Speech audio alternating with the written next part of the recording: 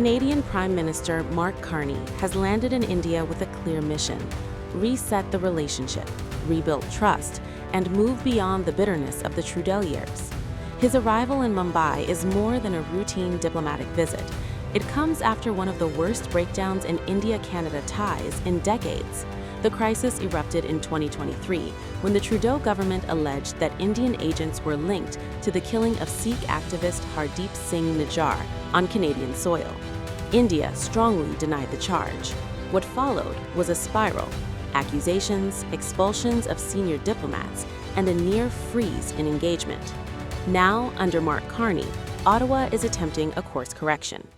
It is a very significant trip. It will allow to consolidate the reset that the two prime ministers initiated last year on the margins of the G7 here in Canada.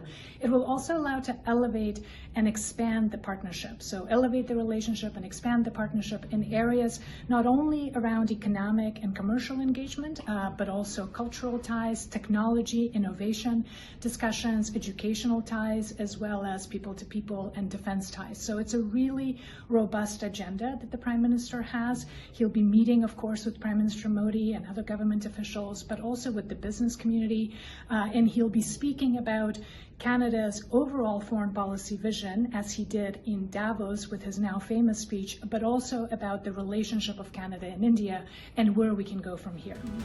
From India's perspective, this visit is a test. Can Canada separate domestic political pressures from strategic engagement? Can it address security concerns without megaphone diplomacy? It was discussed recently when NSA Ajit Doval visited Canada, and he had very extensive discussions with his counterpart NSA Nathalie Doreen, and as well as the Minister for Public Safety. And I think what they have put together is a wonderful action plan to take forward the security cooperation between both sides, to address all issues, whether it's fentanyl smuggling, whether it is transnational organized crime, violent extremism, illegal immigration fraud, cyber crime, cyber security. We are looking at cooperation in all sectors. Both sides have understood that if we have to make Canada safe and India safe, we need to discuss and talk about all the issues, have liaison officers with each other, have a cooperation which is on time and online. This security cooperation that the NSS visit has done makes me confident that over the next few years we will be able to together deal with all the issues that are there between us. Carney's office has described the trip as forward-looking. The focus is on ambitious partnerships, trade, energy, artificial intelligence, culture, defense.